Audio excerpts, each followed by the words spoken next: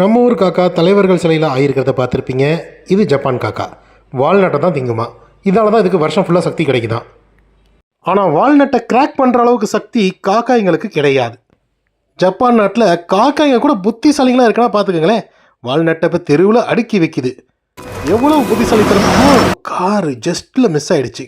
கொஞ்சம் விட்டு தான் கிராக் போட்டிருக்கோம். அடுத்து ஒரு கார் வருது. காரை நட்கிராக்கராக யூஸ் பண்ணுற இந்த காக்காய்களோட புத்திசாலித்தனத்தை பாராட்டாமல் இருக்க முடியாது. ஆனால் இதுங்க நகர்ப்புறத்தில் இப்படி செஞ்சால் அது எந்த விதத்துலையும் பலன் தராது.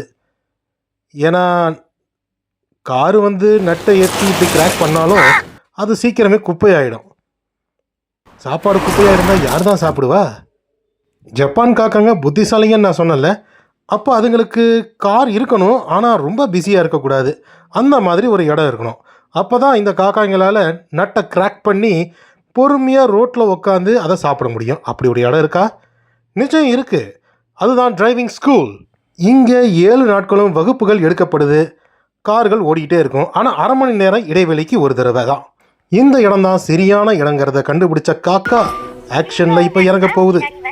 யாருக்கும் தெரியாமல் மறைச்சி வச்சிருக்கிற அதோடைய நட்டை எடுக்குது.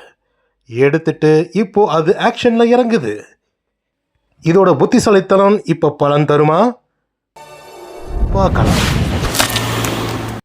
பலன் தந்துருச்சு. இங்கே காரும் கம்மி, அதனால் சாப்பாடும் பெரிய பெரிய பீசஸாக கிடைக்கும். நிம்மதியாக உட்காந்து சாப்பிட்லாம். துல்லியமான திட்டமிடல் இல்லைன்னா இந்த நட்டை இதால் எப்படி தான் கிராக் பண்ண முடியும்? நம்ம ஊர் கிராமங்களில் இந்த மாதிரி புத்திசாலி காக்கால் யாராவது பார்த்துருக்கீங்களா? தெரிஞ்ச கமெண்ட்டில் சொல்லுங்கள்.